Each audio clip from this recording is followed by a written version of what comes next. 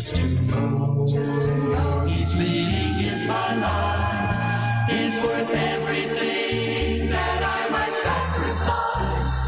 Oh, I want Jesus more than anything. The fame that I might want, and all the things that seem so dear, I'd rather have Him than any praise that men may give to me. I want Him to have control and be the breath of life in me. I'd rather have Jesus, I'd rather have Him than anything. He had power without end. From the heavens he ruled the universe. Countless angels waited on his every call. But one day I saw him all alone on a road to death and untold agony. Just for me he suffered. Oh, what a price to pay. Take the fame that I might want, and all the things that seem so dear. I'd rather have Him than any praise that men may give to me. I want Him to have control and be the breath of life in me. I'd rather have Jesus, I'd rather have Him than anything. As I go on through life with Him, there can be no other way. I want Jesus, I want Jesus. Oh, I want Jesus more than anything.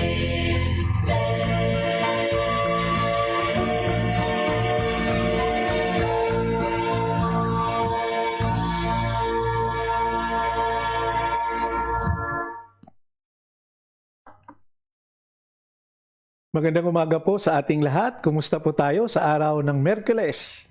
November 11 na po tayo, mga kapatid. At sa lahat pong ating mga nakikinig po ngayon, magandang umaga po sa inyo. Ito po ang ating live online morning devotion po. Insight from His Word.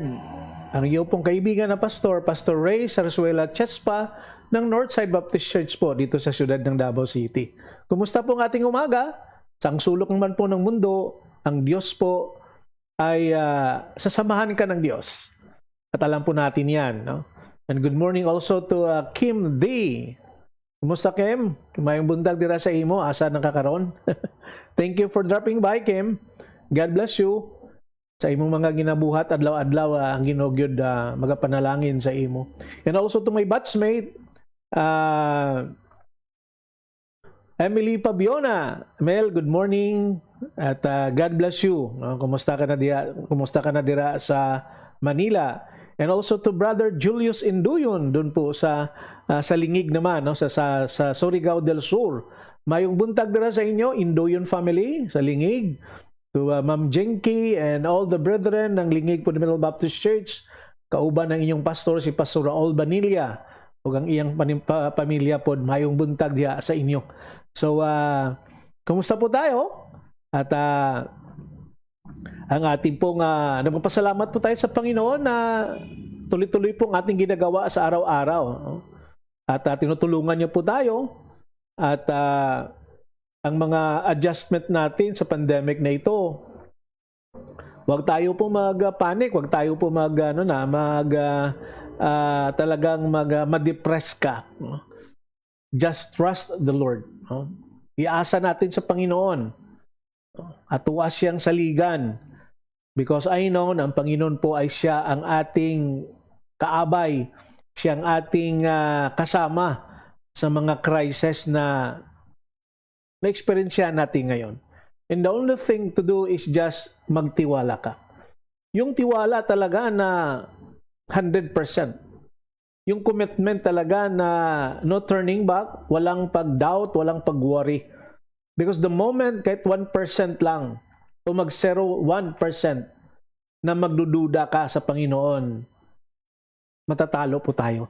Okay? So, isang bagay po yun na ating dapat tingnan palagi. No? Because we all know na ang bawat isa sa atin po ay sa Diyos tayo kumukuha ng ating lakas.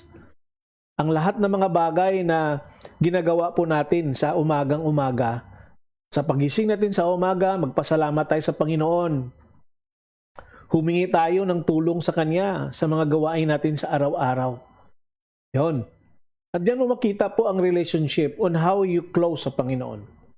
Ano ka ka-close sa Panginoon? Because wala kang mapupuntahan na iba kundi siya.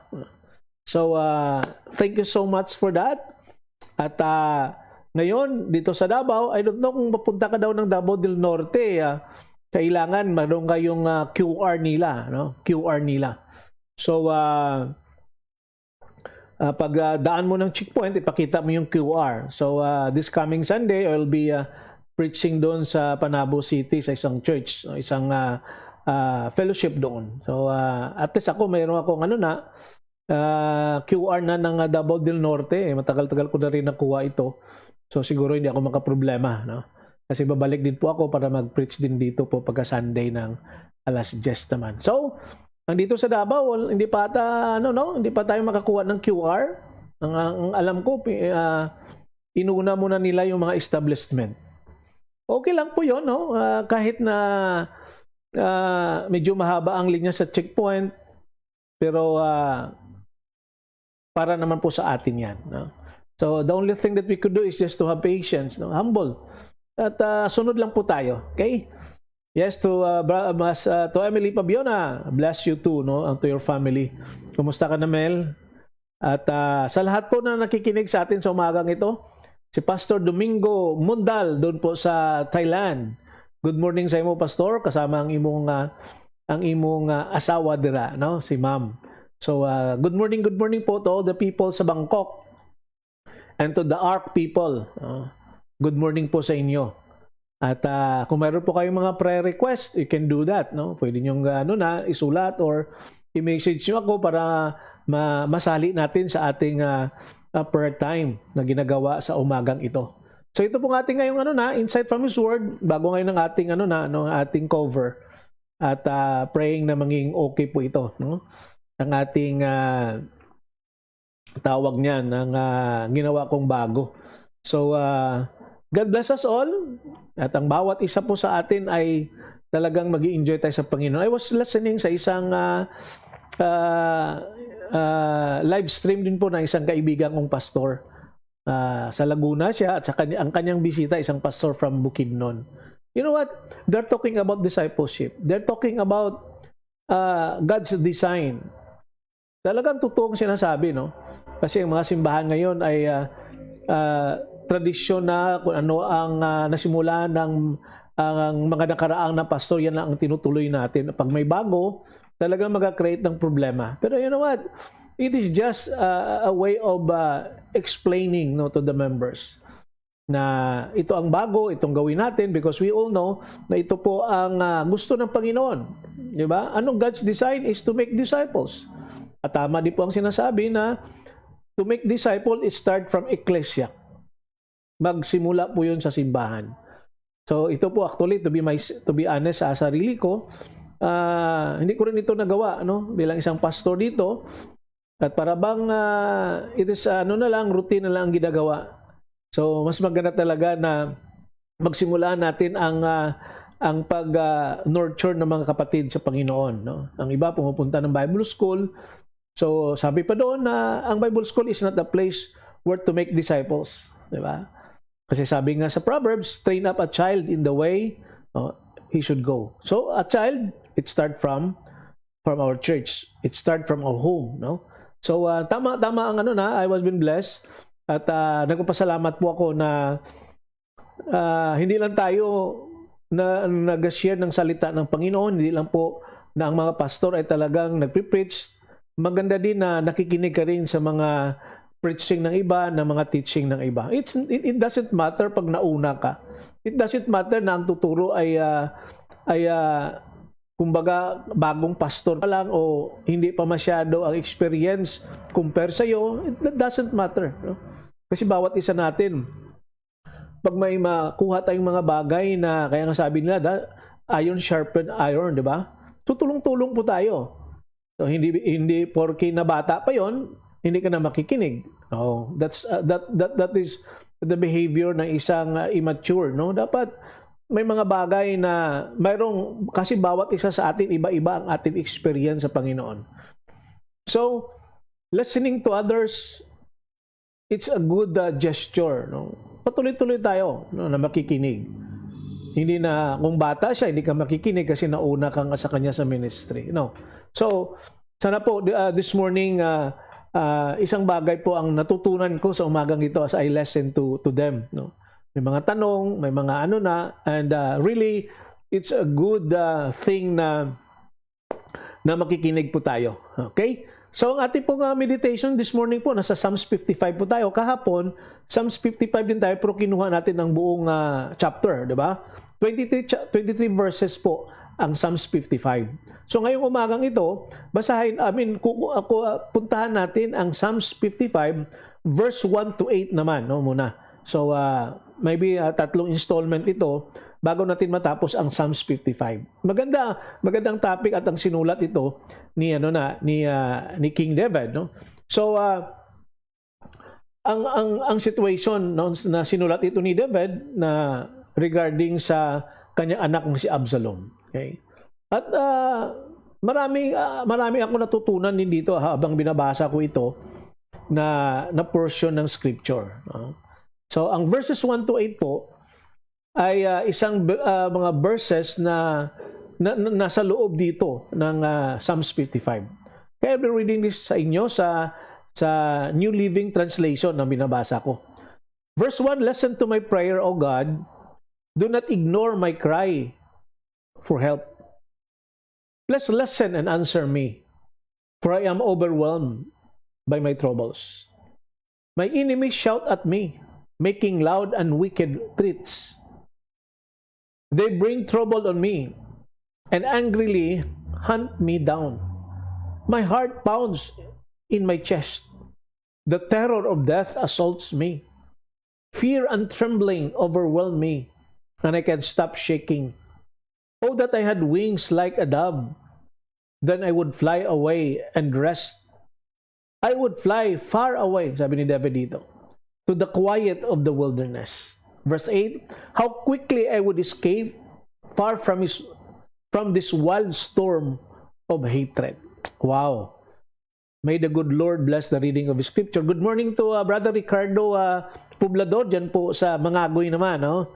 Sa Mangagoy, Surigao. Okay, may buntag dala sa inyo, ang mga kaigsuunan nato dala sa Mangagoy Fundamental Baptist Church. God bless you. And also to Pastor Randy Ritisa. Good morning, Pastor, dala sa Tibong ko naman, no? Part ng Davao City. And to your family and Magadan family also. And also to Ma'am Jocelyn Magayon. Naimbang na bigat bakot niya. Kumusta JD ay Panabo City. Magandang umaga po sa inyong lahat. Okay? So, there were situation in life that we need to understand. Okay? May mga bagay po na dapat natin itindihin sa buhay natin. So, before we go on po, mag-pray po na muna tayo. Okay? Lord, this morning, nagpapasalamat po kami sa umagang ito na binigyan mo kami, Lord, ng isa namang opportunity na makashare ng salita mo. Thank you, Lord, for your words that remind me on how important relationship, on how important to obey you. At salamat, Panginoon, sa mga ibang pastor din na may mga ibang topic, ibang mga issues of life na pinapakinggan na makatulong, Panginoon, sa bawat isa. Lord, I pray na bigyan mo kami, Panginoon, ng pag-intindi at wisdom na galing po sa iyo. Alam ko po, Panginoon, na ang bawat isa ay mayroong mga talento na binigay mo. Ang bawat isa ay mayroong eksperyensya sa iyo na magkaiba. But lahat, Panginoon, ay nakafocus lamang sa iyo.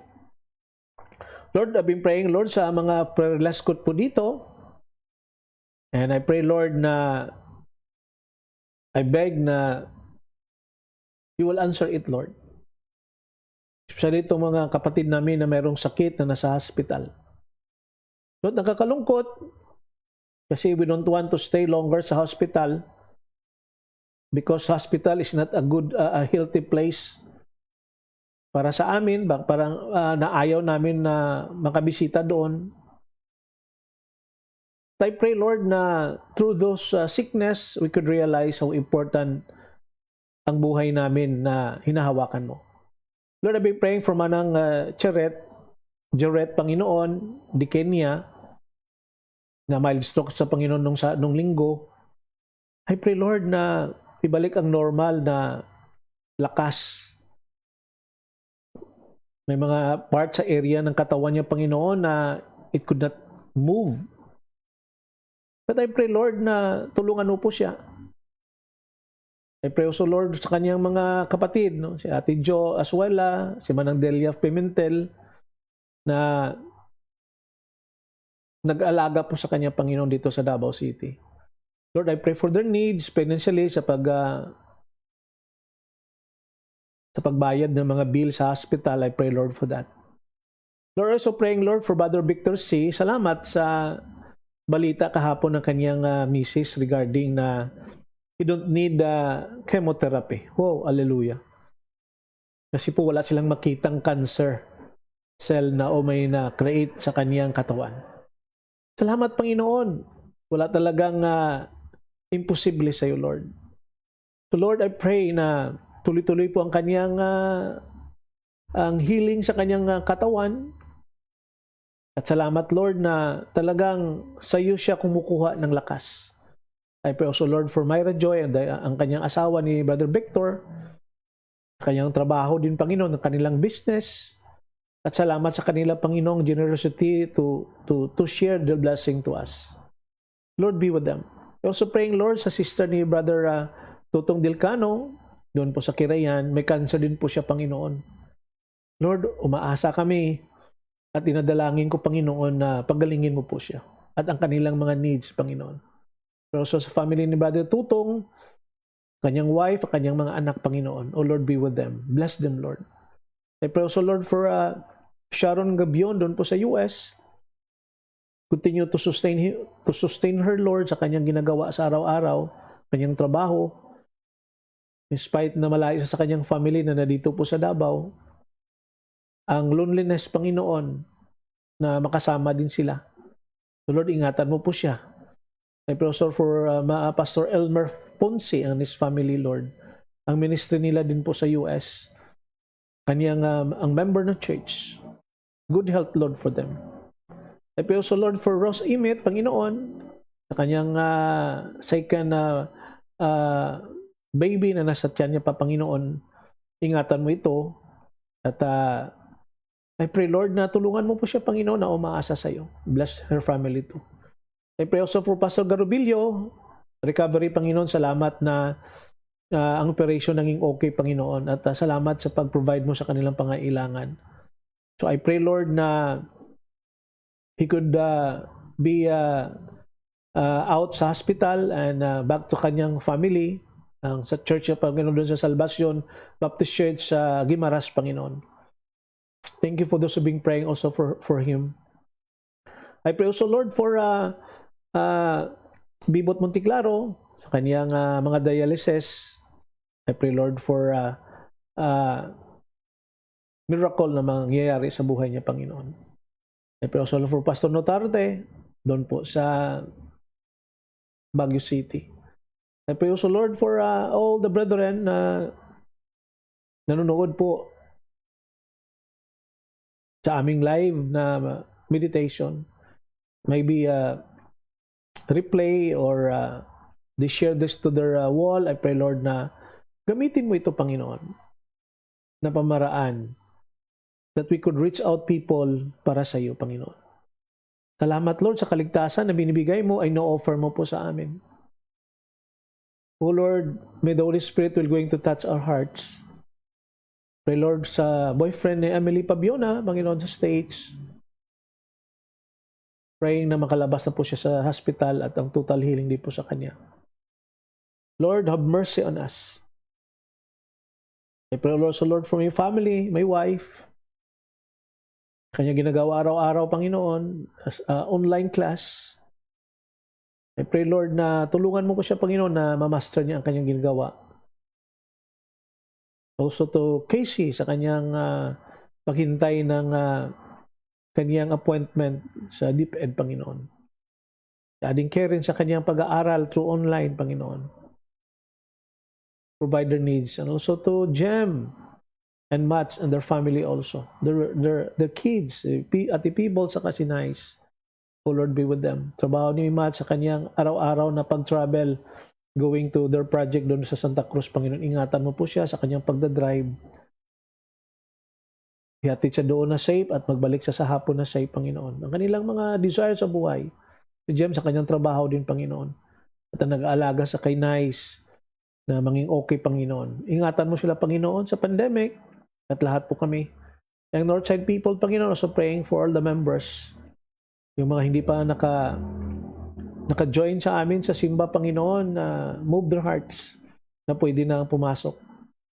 I pray also, Lord, for my commitment for this week sa Panabo and then doon po sa Himamaylan naman sa kanilang anniversaries kay Pastor Clyde Bravo. Lord, I've been praying for all the members, mga pastors and their family. Lord, bisitahan mo po sila. Pray, Lord, for Ma'am Jocelyn Magayon. Continue to bless her, Lord, and her family. Brother Ricardo Pobrador, doon po, Panginoon, sa Mangagoy. Bless his family. Induyon family sa Lingig, Panginoon. Lord, be with them. Lord, have mercy on them sa kanilang ginagawa. Ang anak nila, Panginoon, na isa sa mga frontliner doon po sa Butuan, ingatan mo siya, Panginoon. Ritisa family, Lord, I continue to pray for them, supply their needs, at ang area of ministry na ibibigay mo pa sa kanila, Panginoon. Brother Kim D, Panginoon, was able to drop and to watch. Lord, thank you so much. Thank you so much, Lord, on how you've been faithfully provide our needs. I pray also, Lord, for grace Notarte doon po sa Bindoy, Negros Oriental. Oh Lord, be with them. Continue to sustain them, Lord. I pray, Lord, for Asuela family, Pastor Josh and Ma'am Jo. Be with them sa kanilang ministry, Panginoon, sa mga pipi, sa deaf. Lord, I pray for them, their children, their apo, si Manang Delia Pimentel, Panginoon, si Libeth. All I've been praying for them, Lord. Have mercy on them. I know that you're always there with them. May Maninoy, Alex Oxenia, Panginoon, sa Kalaka with his wife. Be with them, Lord. Ang taga Simirara Island, Panginoon, ang mga Christians doon, Panginoon, ingatan mo rin po sila that we continue serving you. Oh, Lord, have mercy on us today. I pray, Lord, na ang iyong awa ay maibigay mo po sa amin. Lord, continue to use us and to ponder your words this morning sa Psalms 55. Open our hearts and our minds, Lord. In Jesus' name we pray. Amen. Okay. And to Dr. Regan Espina, good morning. To Pastor Rina Acosta, good morning din po. To Ma'am Rose, no?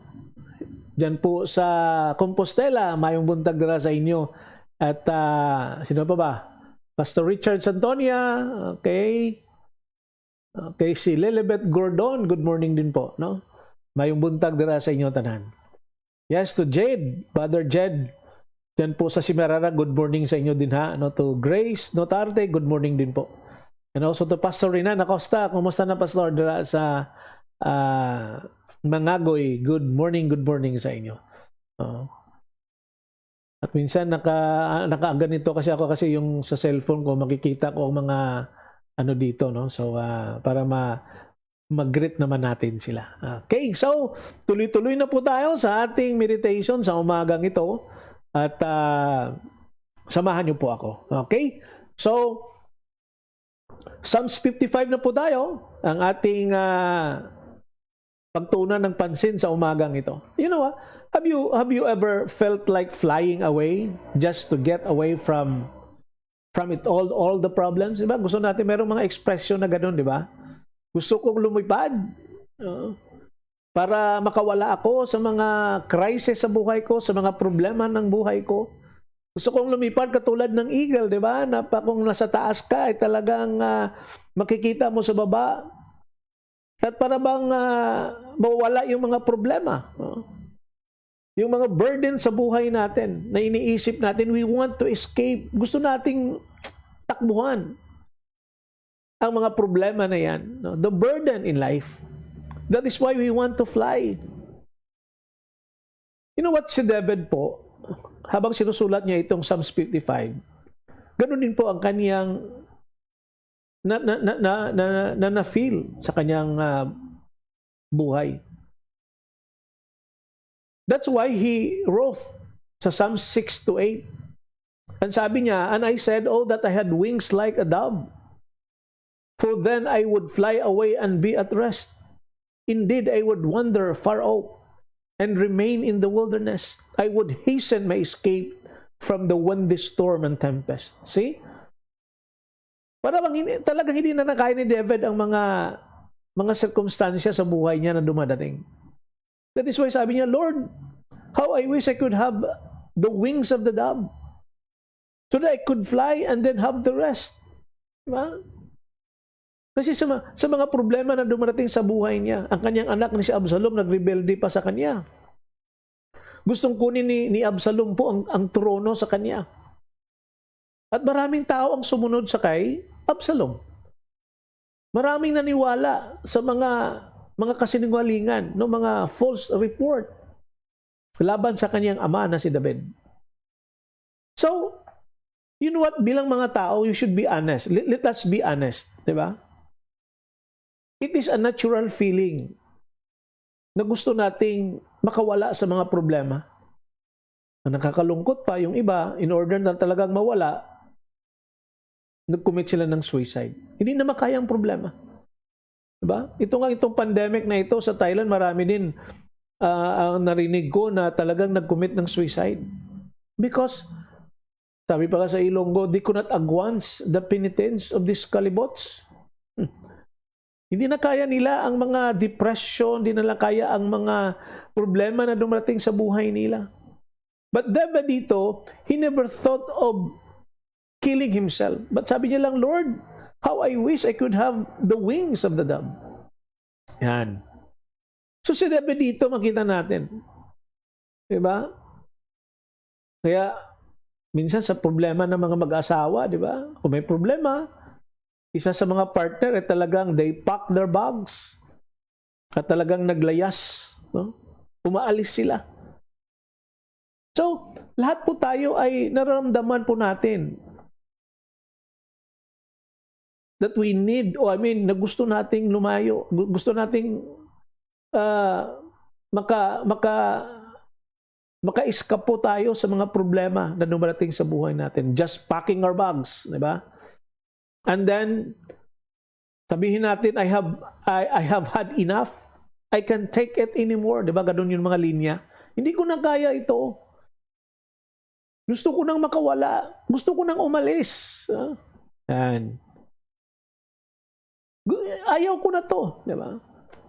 Sa Ilonggo pa, ang sakwan pa, ginakapoy na ko. I'm tired already of this situation. You know what? It is a normal or natural reaction sa mga ganong buhay. Kasi nga, hindi naman tayo pare-pareho. Iba, mayroong talagang matatapang na kahit may problema, kaya po nila. Pero may talaga may mga tao na kukunti lang na problema. Di ba? Hindi masyadong mabigat na problema, pero dinidibdib nila.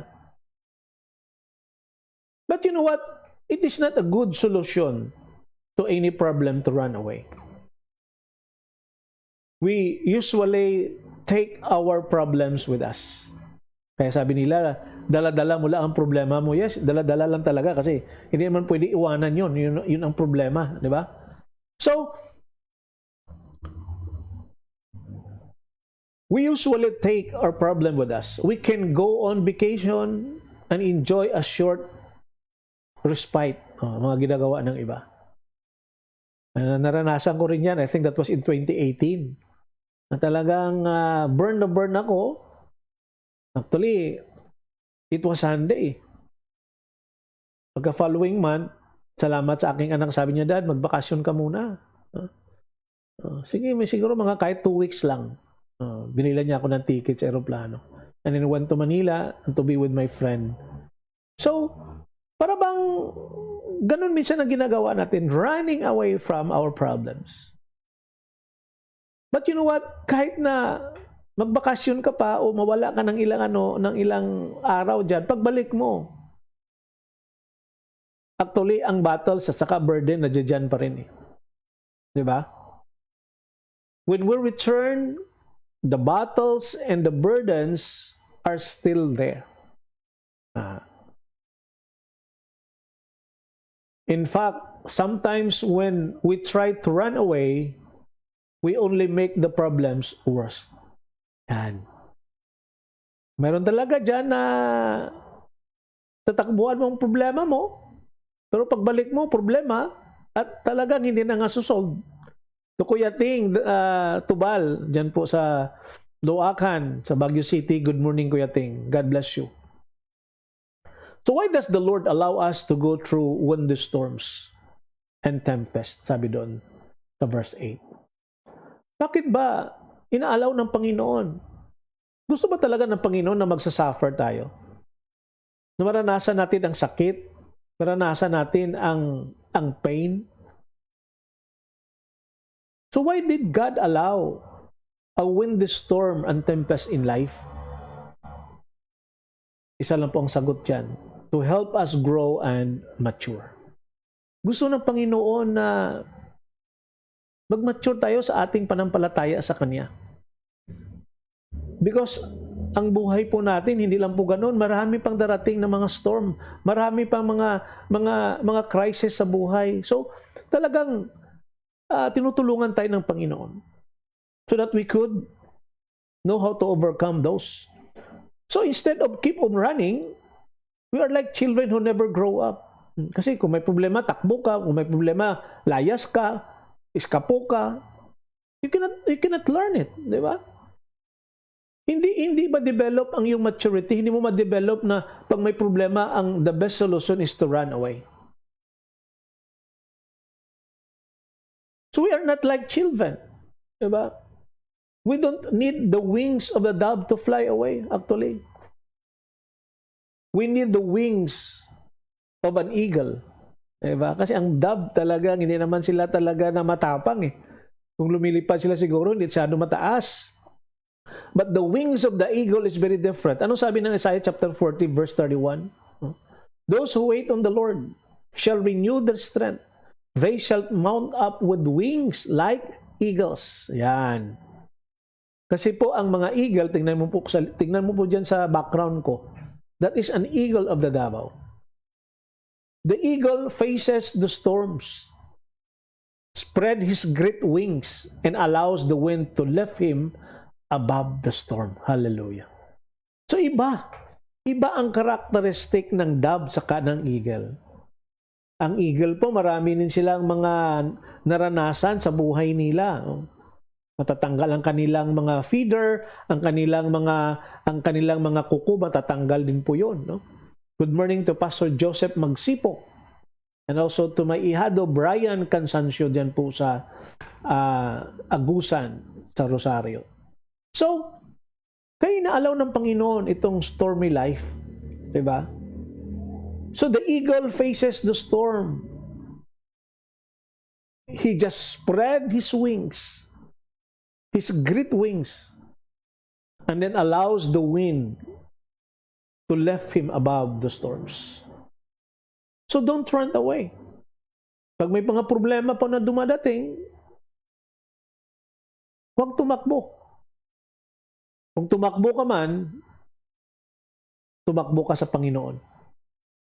Diba? And let Him lift you high above the storm. So, isang bagay na makikita po natin dyan, no? Sa mga araw-araw na ginagawa natin.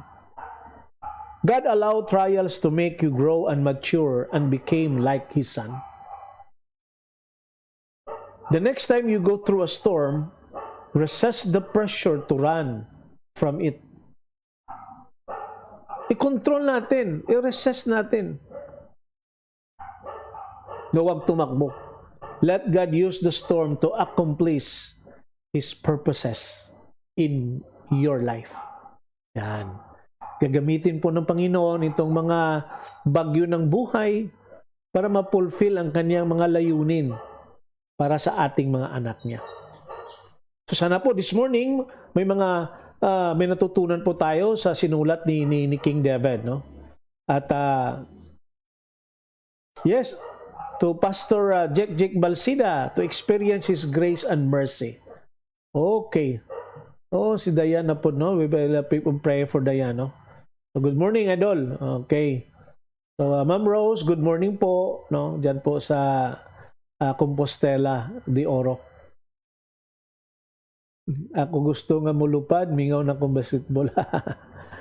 God bless you, Idol, ha? God bless you, Pastor Jake Balsida. Yes, to be praying for Diane, no? And He has only His grace that could sustain us. Okay po, so kita-kita naman tayo muli bukas. Ang ating palang prayer meeting online na hininto na po natin yan, no? Kasi may araw-araw naman tayo na meditation at nagpe-pray naman po tayo. So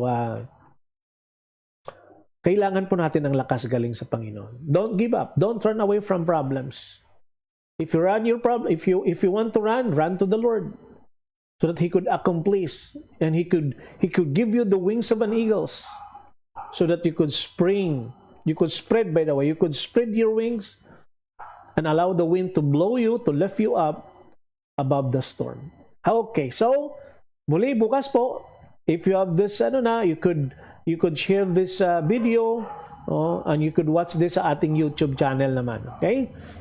So, tandaan po natin, mahal ka ng Diyos. Maging tapat po tayo sa Diyos kasi po ang Diyos ay tapat sa atin. At hindi po ang Diyos nagkukulang sa atin. Okay? So,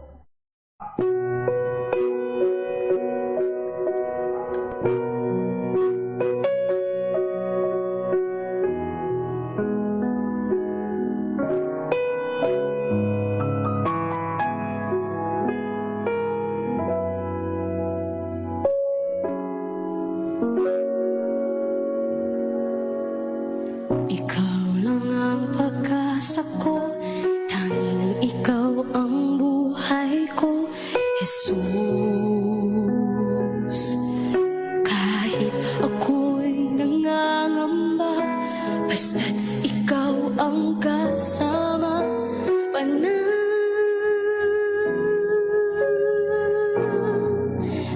na.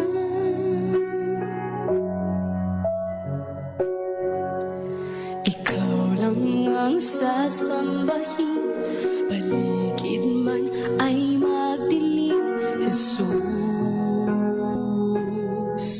Kahit may suliranin man, lagi kang aawitan, ikaw lamang. Kahit kailan di ka nakulang, biyaya mo sa akin laging daan. Ang pag-ibig mo sa akin walang hanggan. Inibig mo ako noon pa man.